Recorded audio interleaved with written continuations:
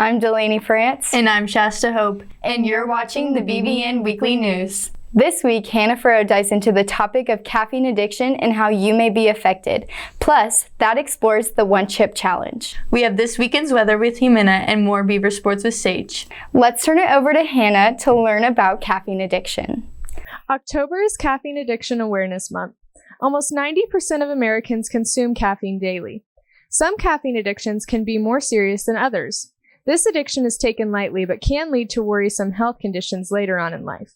I talked with Edith Tarango to see just how serious this addiction can be. My name is Edith Tarango, and I'm the Scott County Health Department Nurse Administrator. On average, 15 to 16% of people have a caffeine addiction, and that is only the percentage of people who reported it. Let's see what some of the signs of caffeine addiction are. A lot like with other addictions, sometimes just jittery, kind of bad mood, can't concentrate just because you feel like you need to consume. Tarango states that some long-term effects could be health issues, brain damage, and much more. If you think you have a caffeine addiction, here are the next steps. If they're not able to decrease the amount of caffeine themselves, I would say look to someone they trust, maybe their parents, maybe their provider, and just ask for help and see if that helps them kind of decrease. Usually you don't want to just completely stop, but definitely decrease how much you intake daily, and being able to stay healthy. So, thank you to Edith Tarango for speaking with me this week. I will definitely be counting my caffeine intake from now on. That's all I have for you this week. For BBN News, I'm Hannah Farrow. Thanks, Hannah. Let's pop over to Thad to see what he has for us this week. Sometimes spice is the spice of life. This spice, however, is more than some can handle. The Pocky One Chip Challenge has come to town. This hot chip is making waves and burning tongues throughout Scott City and beyond. To see what's hot with this new food, I went and bought one for myself.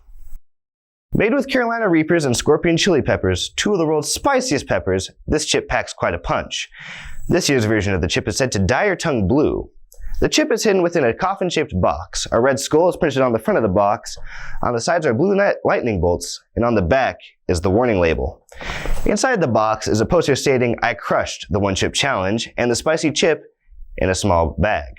Inside the bag is a dark blue tortilla chip said to be 400 times hotter than a jalapeno. Unfortunately, this chip has caused harm to more than just tongues. 3 middle school students in Tyler, Texas were hospitalized after eating the chip. Their school, Tyler ISD, has undergone measures to prevent students from attempting the challenge themselves. Similar instances have also occurred in California and Alabama. Most experts warn against consuming the chip for its effects on the body. Even though it might seem trendy, it isn't worth it. For more BBN News, I'm Thaddeus Butler. Thanks, Thad.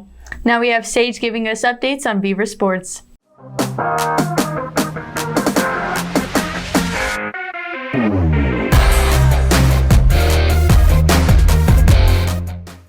With all the sports that are here at SCHS, oftentimes e-card gets overlooked and those participating won't get the credit they deserve.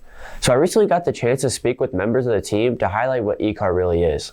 I've been doing it about 6 years. I took over after Chuck Ellis. We've got 2 cars that wasn't in his program that we're racing and getting ready to add 2 more.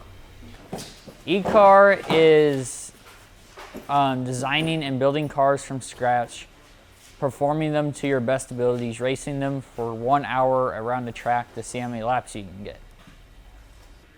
If you're interested in science, math, technology, art even, and engineering stuff, join e-car. We do all of that. We build and design the cars. e-car recently traveled to Hayes for a preseason race which saw plenty of teams come to compete and get in tune for the season. This year at the Hayes race, we have 1 fall race, and the kids did really well. We had some tough competition coming from Nebraska. The state champions from there came down, and I was pleased that we were able to run with them. With their first race behind them, they look forward to the season to come and hoping to find similar success to last year. The drivers explained what it takes to be successful. putting in the hours, just trying your best. People that really come in and put forth a lot of effort and hard work, their cars come out to place.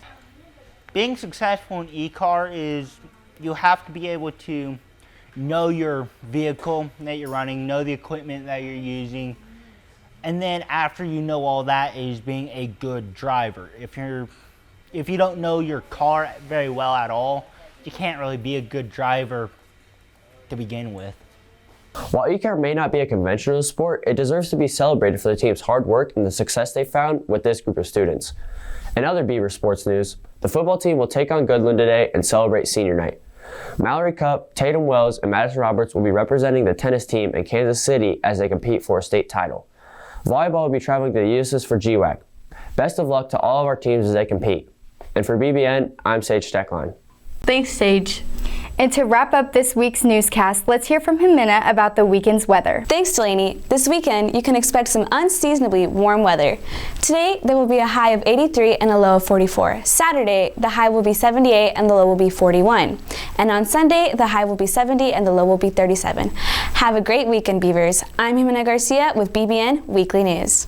Thanks, Jimena. And with that, I'm Shasta Hope. And I'm Delaney France. Have an amazing weekend and go Beavers.